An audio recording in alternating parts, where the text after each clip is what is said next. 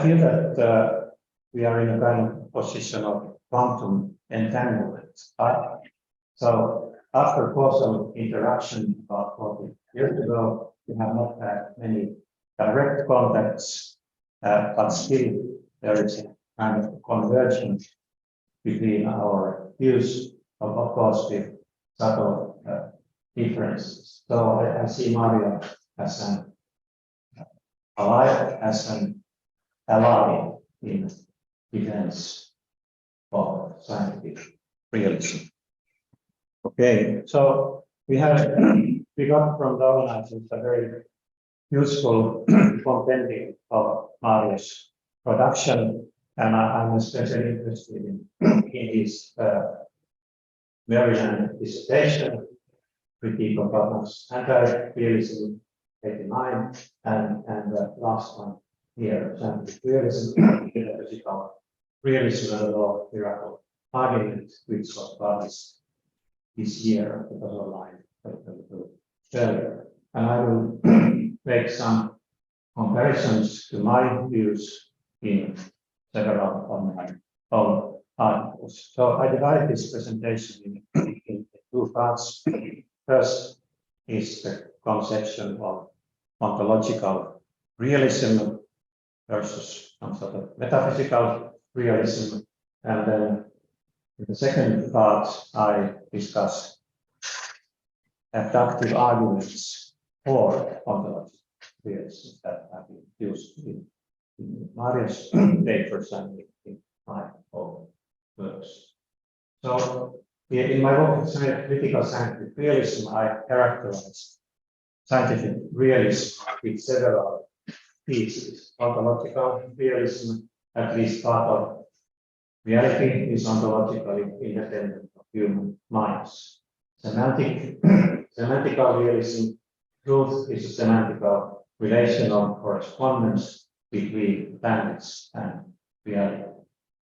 Theoretical realism, all scientific statements, including observation reports, laws, and theories, have truth value. They are true or false, depending on the world. And then methodological realism, truth, among other epistemic is an essential aim of science. It is against positions like Loudon and Carson, empiricist views which don't take the truth of theories is an important goal of science.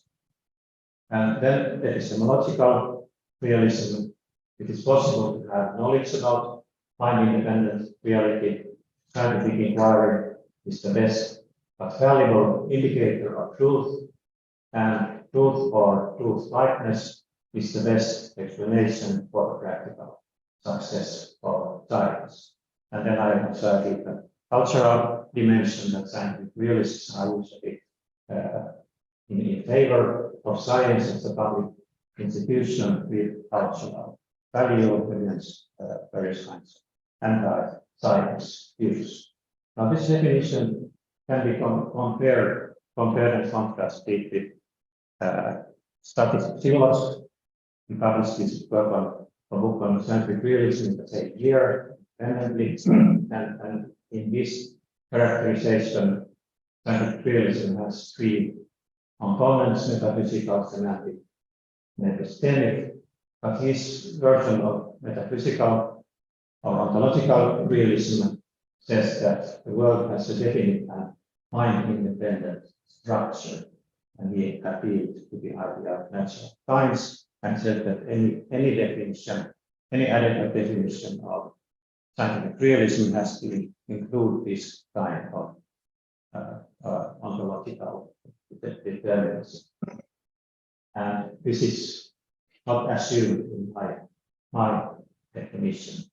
Butler famously converted in the late 70s to his internal realism from his earlier realism. He was moved by Dammit's verificationism, root condition replaced by certainty condition, and proof defined epistemically as idea of rational acceptability. Putnam's internal realism assumes sort of minimal ontological realism, as in my definition of realism, but he rejects metaphysical any non-epistemic notion of truth, and also the idea of ready-made work, which was part of the definition of realism by Simmons. Now, there were many reactions to Putnam's move. He also changed his mind later himself. In Helsinki, I believe Tuomela adopted Putnam's idea in his causal internal scientific realism to combine Sellars, Tientia Mensura, and the idea that the best explaining theories are true, so replacing correspondence by kind of epistemic or methodological notion, and this is partly our ways in the defense of scientific realism. My student Sami Bistrom in his doctoral thesis tried to reconcile my views and Putnam's, but he ended up in defending classical version of pragmatism in the Kantian theories. I think it's interesting for this talk to observe that the common features of my works in the 80s and 90s and Marius' dissertation in Maryland, 89, both reject the idea of a ready-made world or ontological determinacy, as Maria calls it, but also accepts a non-epistemic correspondence to this is against Putnam's idea of linking these two aspects of internal realism together. So I go through some points in this development. Now, we know that the external world has been a problem ever since Descartes, who wonder whether we can know that there is an external world, and there were many moves in the debate, partly in the realist view, and then came Kant, who distinguished the nominal world of the things in themselves, and then the phenomenal world constituted by a transcendental subject, supplying by categories by causality. So he combined transcendental idealism with empirical realism of the phenomenal world, and also assume that there is only one conceptual scheme presented by this one scheme. Now there was a contradiction in Kant's script, and I understand that when he claimed that the phenomena are caused by the things in themselves, he is contradicting himself because the notion of causality should apply only to the phenomena of the relation between the two worlds, and that therefore there were many reactions to general idealists, abolished the things in themselves, and the main tradition of the 19th century, but also in the 80s there was a new movement of critical realism, which argued that we have knowledge about things themselves. So we have to reject them, but we reject Kantian agnosticism instead. And then the phenomenalist view, which sort of abolishes the transcendental subject of the world in the context of phenomena or sensations and their complexes. And the position of classical pragmatists was also marked, but they thought that the world is constituted by experience. Now, does the mind independence nominal world in capital exist? So think we have three different positions in this debate. One is the idealist view that it is a false metaphysical statement. Then there is the more by research idea that we can bracket this assumption, we don't need it, but we can be interested in the light world, phenomena, light world, without assuming the external mind independent world. And then we have a position of Jan Arnold, which argue that the claim about mind independent world or reality is meaningless, and as well its negation is meaningless, so we should avoid or talk about that. And the position of many classical pragmatists is ambiguous between these three alternatives. I think this applies to Woodman's world-making research, conceptual idealism, purpose, argument that the world is well lost, and Eastern pragmatic realism, and also the recent book on pragmatic philosophy of science by Chan. Then holds of continental movements like phenomenology and structuralism. Now, I think that what can be done and what I try to do the early work is to defend conceptual plurality. All require to relative to some conceptual framework asserted, but these frameworks can be revised and enriched. And William Buell, the British philosopher of science, who followed many ideas from Kant, made this point that we can choose the language, but then he gave the principle or rule that terms must be constructed and appropriated so as to be fitted to enunciate simply and clearly true general propositions. So this is the principle for the choice of language. And we remember that Kant also had this principle of tolerance, that we can choose language. Like, but then we can have constraints and principles of choice like this statements. In my article on scientific realism, I tried then to analyze what this mind-independent world could be. And I said that the world exists independently of the concept of state, and it is not carved into pieces or facts without human conceptualizing activity. And also, there is no unique, ideally adequate conceptual framework of several Hershey's for describing the whole world as one totality. So this is an aspect of conceptual pluralism.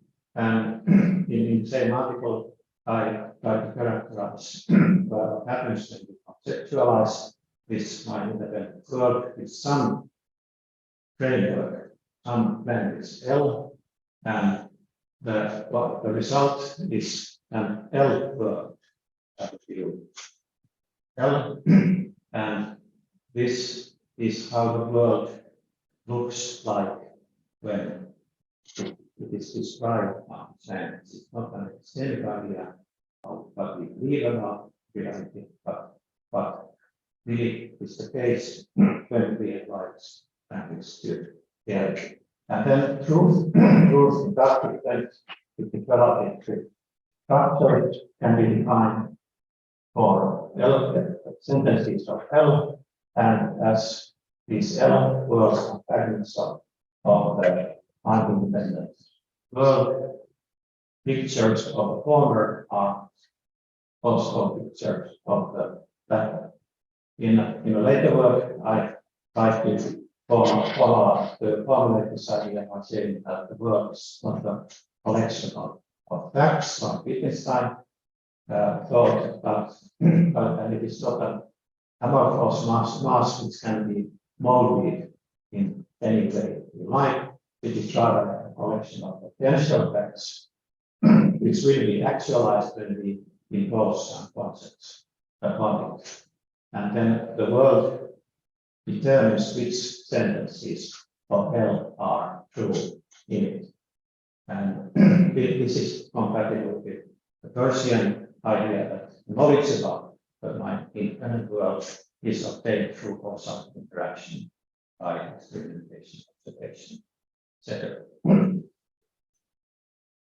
And in a later work, I emphasized that the world has reality in the sense that it is able to exist our will, and this is in agreement with what first called the medieval definition of reality from Scotus. What is real is independent of the vulgarities of me and you, and its characters are independent of what anybody may think them to be. What is what perceived reality and fiction. Mario, in his recent work, appeals to Herbach with his Kant, saying that the objection to Kant was the fact that you need some sort of foundation for the applicability of schemes when we apply them to reality. And I think this is a problem for a Kant written book. He said that all entities are mind-framed, but also mind uncontrolled. So all entities need this conceptual framework, but at the same time, we cannot decide what happens when we apply these concepts. But I wonder how we can explain this without assuming the world. And in recent analytical metaphysics, the non-causal dependence relation between the world and the hell world is called grounding. So, and still in my critical scientific realism, I gave a slightly different formulation, saying that the world is a law-like flux of causal processes where physical objects and their kinds and other entities are identifiable by the physical properties and spatial continuity. The world includes thick or full objects with all their independent features. They are not only closely their property-less particulars for some nominalists, and jokingly I call them UFOs, unidentified flying objects, and distinguishing them from identified flying objects, UFOs. And as such, UFOs are mereological parts of the world, and UFOs are conceptually created slices of that world. And finally, the world versions, hell worlds are fragments of the same world, so they can contradict each other, even though our beliefs and theories about each other. Now, this can be compared to Maria's treatment in this area thesis, where he depends on the sophisticated analytical realism. He gives a critique of Dammett's verificationalism, Putnam's anti-realism, and so-called Wittgenstein's skeptical theory of meaning. I prefer the idea of its invariant entities. And he defends the idea that there is a multiple correspondence theory, internal relations between language and world version, can be applied truth within the system is also true of the world in itself, and different complete theories exist, but they and because they are formulated in conceptual schemes. So we have genuine information of the subject-independent world, although this information is couched in subject-dependent terms. And then he gives us arguments against ontological determinacy. The world is not self-sorted out, as he puts it. The objects, this is a quite direct quotation, objects exist in the mind-independent world, pieces of the world yet to be carved out of it. Objects and properties exist independently as undetached parts of the world or the qualitative spectrum. They are subject dependent as cut out of the world or the qualitative spectrum. So objects and properties are subject independent qua existent but not qua known. So I think this comes very close to the kind of treatment that I try to give, and it is quite well harmed of those on both. Now, of course, when we go deeper to ontological discussion, there are many alternatives how to describe these mind-independent realities consisting of things, events, processes, fields, properties, relations, states of affairs, structures, systems, disposition, laws, etc. And what tropes, the universal, etc. These are questions that also should be addressed in an ontological field. Now, I will now move to the second part of my presentation, ontological arguments for ontological realism. So, OR was the thesis that at least part of reality is ontological independent of human culture. Now, there are many ways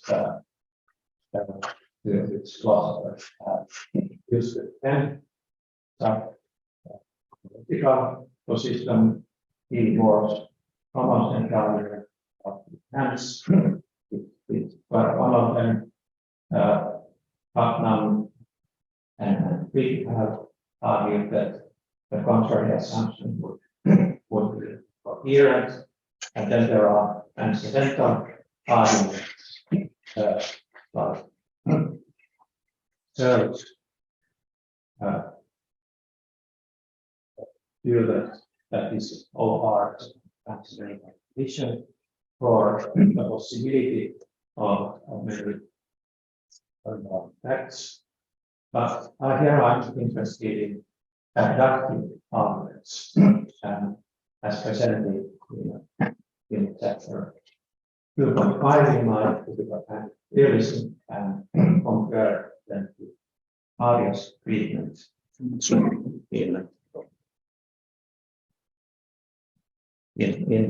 recent article of side.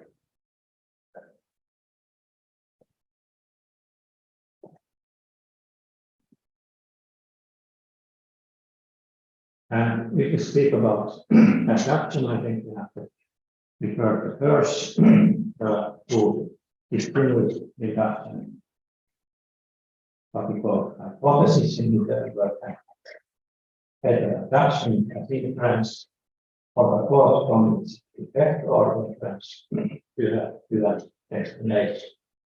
Now, this is the famous observation that Hirsch gave of the basic scheme of abduction. Surprising that C is observed, but if A were true, C would be a matter of course. Hence, there is reason to suspect that A is true. Discovers theoretical explanations, historical retrospective explanations to the past, and also in the limiting case perception.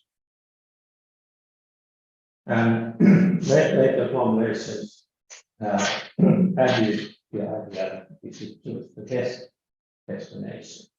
But Gilbert Hammond's formulation says that if H is the best available explanation of evidence E, then conclude for time being that H is true, and in the strongest case, the inference is to the only of this evidence.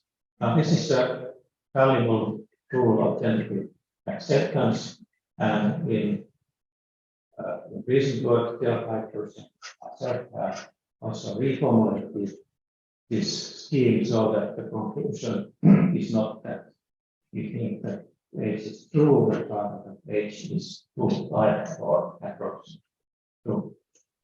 And this is the form we can use for also that in the formal arguments.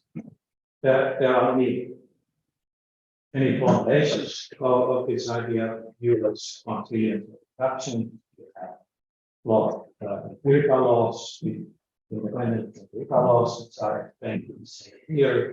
But Reichenbach's Holocaust principle and what Schultz calls the common cause abduction. We have intercorrelating but analytically independent phenomena.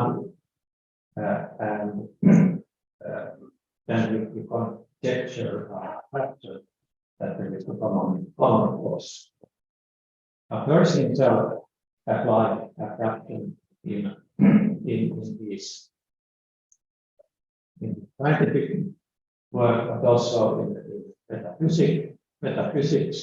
It's a crucial part of the scientific method, which is self-corrective in the sense that it is destined to be the ultimate opinion of the scientific community to the truth. And he also gave some metaphysical application of this idea in his metaphysics and philosophy of religion.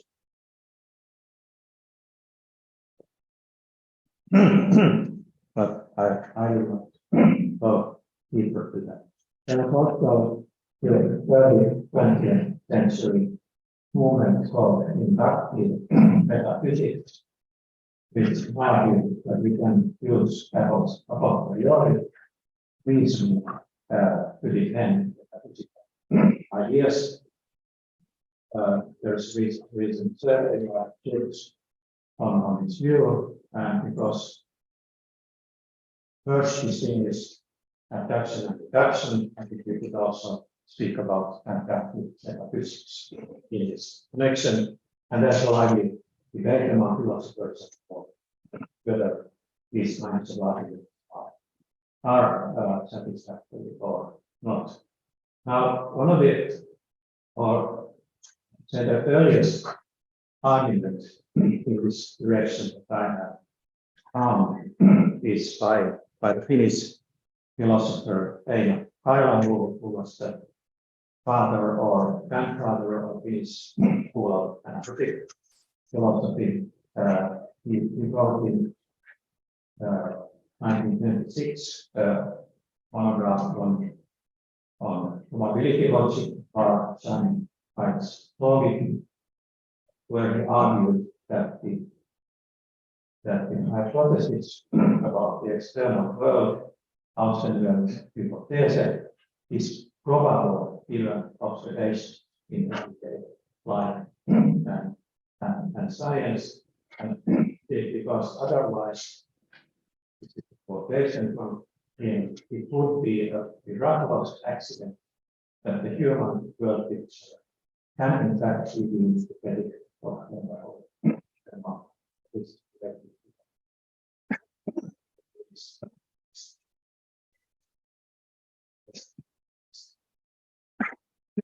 and I felt when we visited the Vienna Circle, we had a hot debate with Khan and Cairo on this issue because denied the meaningfulness of hypothesis.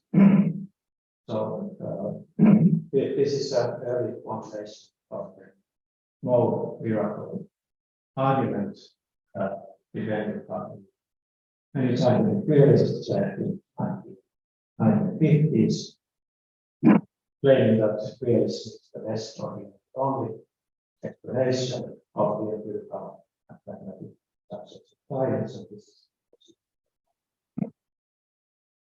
dependent. There are alternatives like Russell's idea that these external objects are not inferred from empirical evidence, but rather they are logical constructions, and Kant's idea that they are constituted from the phenomenal basis. And